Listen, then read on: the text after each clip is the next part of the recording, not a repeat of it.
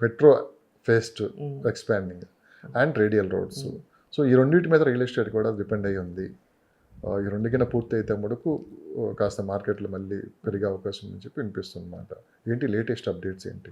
అంటే గ్యారంటీగా ఏమైందంటే 2-3 ఇయర్స్ నుంచి పెద్ద ప్రాజెక్టులు ఏవి పెద్దగా అవ్వకపోవడం, అంటే పెద్ద ప్రాజెక్టులు ఏవైతే ఉన్నాయో డిలే అవ్వడం వల్ల ఏంటంటే కొద్దిగా మార్కెట్ కూడా ఆగిందనమాట. దానివల్ల చూసుకుంటే ఇప్పుడు ఎప్పుడైతే త్రిబుల్ ఆర్ ఏదైతే ఉందో వర్క్ స్టార్ట్ అయ్యి, okay, radial roads work start అయ్యి, మెట్రో వర్క్ స్టార్ట్ అయితే కనుక గ్యారంటీగా మార్కెట్ అనేది ఆటోమేటిక్ దానికదే వస్తుంది. అంటే పబ్లిక్ ఏంటంటే ఎక్కడైతే ఉన్నారో ఓఆర్ఆర్లో అయితే పెద్దగా రేట్లు అయితే పెరగవు. ఇంకా వాస్తవం అది. ఎందుకంటే ఎంత అయితే పెరగాలో అంతవరకు పెరిగింది. ఓవరాల్ బయట ఏదైతే కొత్తగా రోడ్లు ఫామ్ చేస్తున్నారు, త్రిబుల్ ఆర్ కానీ రేడియల్ రోడ్ కానీ, దాని దగ్గర కొత్త మార్కెట్ అనేది వెతుక్కుంటుంది అనమాట. అక్కడ వెళ్ళి విల్లా ప్రాజెక్టులు కానీ, అక్కడ ఉన్న పాత లేఅవుట్లో రీసేల్ ప్లాట్స్ కానీ, అక్కడ మెల్లిమెల్లిగా ఇండిపెండెంట్ హౌసింగ్ కల్చర్ కానీ, అఫోర్డబుల్ మార్కెట్ అనేది ఇంకా అక్కడే స్టార్ట్ అవుతుంది. అక్కడ కూడా పబ్లిక్ కొనలేదంటే ఇంకా మనం ఏం చేయాలి? మళ్ళీ త్రిబుల్ ఆర్ దాటిన తర్వాతే కొంటే ఈ 2-3 ఇయర్స్ మార్కెట్. వన్స్ కనుక ఆ రోడ్స్ కనుక ఫామ్ అయ్యి ఒక షేప్ వచ్చేసాయి అంటే మాత్రం మార్కెట్ నుంచి పద్ది. త్రిబుల్ ఆర్ వరకు అయితే ఎవరికి ఆన్లైన్ పరిస్థితిలో మళ్ళీ తయారవుతుంది మార్కెట్ అనేది. కొంటే కనుక ఈ 2-3 ఇయర్స్లో ఏదైనా ఛాన్స్ డీల్స్ ఉంటే కనుక గ్యారంటీగా బేసిక్గా మార్కెట్ డల్గున్నప్పుడు రేట్లు తగ్గుతాయంటారు, కానీ ఇంచ కూడా తగ్గలేదు హైదరాబాద్. మార్కెట్ ఎప్పుడు అంతా మరీ తగ్గిపోదండి, హోల్డ్లో ఉంటుంది రియల్ ఎస్టేట్. మరీ 10 ఇయర్స్ 5 ఇయర్స్ 6 ఇయర్స్ ఉంటే ఇప్పుడు కూడా ఎవరైనా అవసరం ఉన్న వాళ్ళు తగ్గించి అమ్ముకుంటారు. ఇప్పుడు పెళ్ళి ఉంది, ఫిక్స్ చేసుకుంటారు మ్యారేజ్, పిల్లలు అబ్రాడ్ వెళ్ళాలి, వాళ్ళు ఏంటంటే ఒక 10-20% డిస్కౌంట్లు అయితే ఇచ్చుకుంటారు. కానీ నేను రీసెంట్గా ఒక మంచి పొజిషన్లో రియల్ ఎస్టేట్లో ఉన్న వ్యక్తిని అడిగాను, ఏ సార్ మార్కెట్ పూర్తిగా డల్ అయింది అంటున్నారు public, and middle class people అసలు ముందుకు రావట్లేదు ఇన్వెస్ట్ చేయడానికి అన్నప్పుడు, మిడిల్ క్లాస్ పీపుల్తో మాకు అసలు పని లేదు, మా మార్కెట్ మాకు జరిగిపోతూనే ఉంది, సో మా టార్గెట్ అంతా అదే అని చెప్పి కూడా ఆయన అంటే ఆయన లగ్జరీ సెగ్మెంట్లో ఉండుంటారు. అదే లగ్జరీ సెగ్మెంట్ ఉంది కాబట్టి ఆయన చెప్పింది. ఇప్పుడు బెంజ్ కార్లు అమ్మేవాడు ఉంటాడు, మారుతి కారు, హుండాయ్ కార్లు అమ్మేవాడు ఉంటాడు. లగ్జరీ సెగ్మెంట్ మార్కెట్ అనేది వేరు. అంటే కార్స్లో కానీ ఇందులో కానీ. ఇప్పుడు హౌసింగ్లో చూసుకుంటే లగ్జరీ సెగ్మెంట్ అంటే 1 crore నుంచి స్టార్ట్ అనుకోండి. 1 crore బిలో అంతా కూడా మిడిల్ సెగ్మెంట్ ఇప్పుడున్న రేట్ల ప్రకారంగా చూసుకుంటే. లగ్జరీ సెగ్మెంట్ అనేది అది ఎప్పుడు పెద్ద డోకా అనేది ఉండదు, ఇప్పుడు వెళ్ళిపోతూ ఉంటుంది అది లగ్జరీ సెగ్మెంట్. ఎందుకంటే వాళ్ళు ఆల్రెడీ ఈ జనరేషన్ డబ్బులతోనే వాళ్ళు కొనరు. వాళ్ళ తాతల దగ్గర నుంచి కొద్దిగా డబ్బుల్ని ఆస్తిపరులు ఉంటారు కదా ఊర్లలో, వాళ్ళు ఏంటంటే ఆ ఊర్లో పొలం ఏదో అమ్ముకొని ఈ పిల్లలకి డబ్బులు ఇచ్చి కొనుక్కోవడం ఉంటుంది. ఆల్రెడీ వీళ్ళు ఏంటంటే ఎఫర్ట్ చేసిన వాళ్ళే కొనుక్కుంటారు అన్నమాట దానికి. అందుకని ఆ మార్కెట్ అయితే జరగచ్చు. కోవిడ్ తర్వాత కూడా లగ్జరీ మార్కెట్ అనేది పెరిగింది యాక్చువల్గా. ఇప్పుడు వేరే స్టేట్లో ఉంటారు, వేరే స్టేట్లో కానీ వేరే డిస్ట్రిక్ట్లో కానీ అక్కడ అమ్ముకొని ఇక్కడ ల్యాండ్లు ఇక్కడ హైదరాబాద్లో ఒక ఇల్లు కావాలని చెప్పి కొనుక్కుంటారు అనమాట పిల్లల గురించి. ఒక 360 degrees హైదరాబాదే కాదు, త్రూఅవుట్ 2 తెలుగు రాష్ట్రాల్లో అగ్రికల్చర్ ల్యాండ్స్ కూడా విపరీతంగా పెరిగిపోతున్నాయి. దీనికి కారణం ఏంటంటే ఇప్పుడు హైదరాబాద్లో 2 కోట్లు 3 కోట్లు ఇన్వెస్ట్ చేసే ముందు ఈ హైదరాబాద్ నుంచి 100 కిలోమీటర్లు 150 కిలోమీటర్లు వెళ్ళి ఓ 10 ఎకరాలు 15 ఎకరాలు తీసుకుంటున్నారు. ఎందుకు అంటే భవిష్యత్ అంతా అగ్రికల్చర్ వైపే ఉండబోతుంది, అగ్రికల్చర్ ల్యాండ్కి ఎక్కలేని డిమాండ్ రాబోతుంది.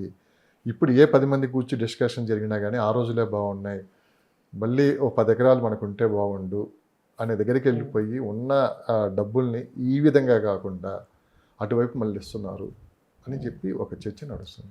అవునండి, వాస్తవం. ఇప్పుడు మీరు ఫ్రూట్ ప్లాంట్స్ చేసుకున్నా, లేకపోతే పౌల్ట్రీ ఇండస్ట్రీ చూసుకున్నా, అక్కడ ఏదైనా డిఫరెంట్ చిన్న చిన్న ర్యాబిట్స్ కానీ, లేకపోతే ఏదో ఒకటి గుడ్లు వ్యాపారం కానీ, లేకపోతే కోళ్ళు వ్యాపారం కానీ ఏది చేసుకున్నా కానీ మంచి డబ్బులే వస్తున్నాయి దాంట్లో. చేసేవాళ్ళు లేరు వాస్తవానికి. కానీ బయట నుండి ఇప్పుడు బీహార్ నుంచి ఏం జరుగుతుందంటే, మీరు ఇక్కడ చిన్న విషయం, చేసేవాళ్ళు లేరు అని మీరు అన్నారు. అదే వ్యవసాయ భూములు అమ్ముకొని పొట్ట చేత పెట్టుకొని ఇక్కడికి వచ్చి వాచ్మెన్లకి పనిచేస్తున్నారు. అవునా? అవును. అంటే ఏంటి, మనం తెచ్చుకున్నాం. అవునులేండి, ఎవరి ఇంట్రెస్ట్ వాళ్ళది కదా. ఇప్పుడు వాళ్ళు ఏంటంటే రేపు మనం అదే అగ్రికల్చర్ ల్యాండ్స్ కొనుక్కున్నాం అనుకోండి, దాంట్లో ఎక్స్పర్ట్స్ని పెట్టుకుంటాం.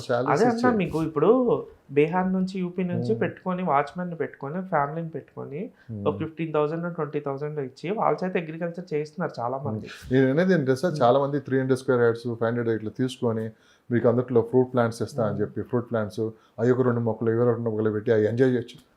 బేసిక్గా 300-400లో అంత వర్కౌట్ అవ్వదు. అవ్వదని తెలుసు. ఆ, సరే అయినా కానీ మనం తినటం వరకే ఉంటుంది అది. అవును, అది ఎప్పుడు అవి రావాలి ఎప్పటికో. అవి రావాలి. అవును. నేను అనేది ఏంటంటే ఇక్కడ ఈ 10 మొక్కలు 15 మొక్కలు కాదయ్యా, ఓ 10 ఎకరాలు కొనుక్కుంటే మీరు ఒక పెద్ద తోట అక్కడ వేసుకోవచ్చు. అందరూ మోడర్న్ అలా కొనడం అగ్రికల్చర్ వల్ల రేట్లు చేసుకోవచ్చు. పెరిగాయి సార్. అదే సార్ అగ్రికల్చర్ ల్యాండ్ డిమాండ్ పెరుగుతుంది అంటున్నాను నేను. అది ఇప్పుడు క్లబ్ అయ్యి ఐటీ పీపుల్ కూడా చాలా క్లబ్ మంది అయ్యారు సార్, ఇప్పుడు. ఇప్పుడు 2 ఎకర్స్ కింద 5 ఎకర్స్ కింద క్లబ్ అవ్వడం, అవును. ఒక 5 to 6 మెంబర్స్ కొనుక్కోవడం, దానికి కాంపౌండ్ వాళ్ళు కట్టడం, ఒక Yes. వాచ్మెన్ పెట్టుకోవడం, అప్పుడప్పుడు Yes. వీకెండ్ ఎవరో ఒకళ్ళు వెళ్తుంటారు, ఒక గ్రూప్ లో ఫోటో పెడుతుంటారు, Yes. వాళ్ళు సాటిస్ఫై అవుతుంటారు. ఇది జరుగుతుంది ట్రెండ్ అనేది. అది ఆ మంచిది. అది ట్రెండ్ కూడా ఎందుకు వచ్చిందంటే నాకు కూడా అది అంటే డౌట్.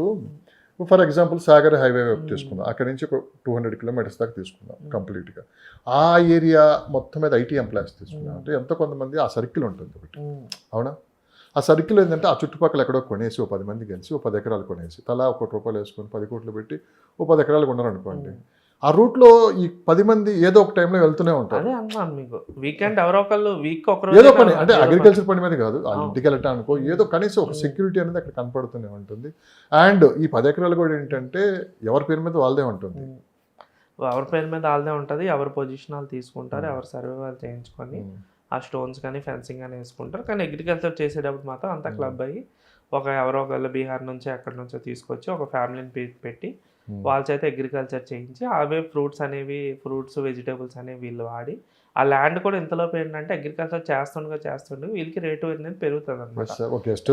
పొద్దున్న ఓల్డ్ ఏజ్ హోమ్ కింద కానీ వీళ్ళు వెళ్ళి ఉండొచ్చు అక్కడ. అవును, ఒక గెస్ట్ హౌస్ ఫామ్ హౌస్ లా కట్టుకొని అప్పటికి అలాగ ఒక 20 ఏళ్ళ తర్వాత 15 ఏళ్ళ తర్వాత 25 ఏళ్ళ తర్వాత వీళ్ళు జాబ్ లేనప్పుడు వెళ్ళి అక్కడ ఉండొచ్చు ఫామ్ హౌస్ కట్టుకొని. ఇప్పుడు అందరూ ఆలోచన కూడా అలా ఉంది. ఇప్పుడు కూకట్పల్లి, పైతీ నగర్ ఇవన్నీ మియాపూర్ ఇదంతా ఒక గందరగోళం ఉంటుంది అక్కడికి పోతే.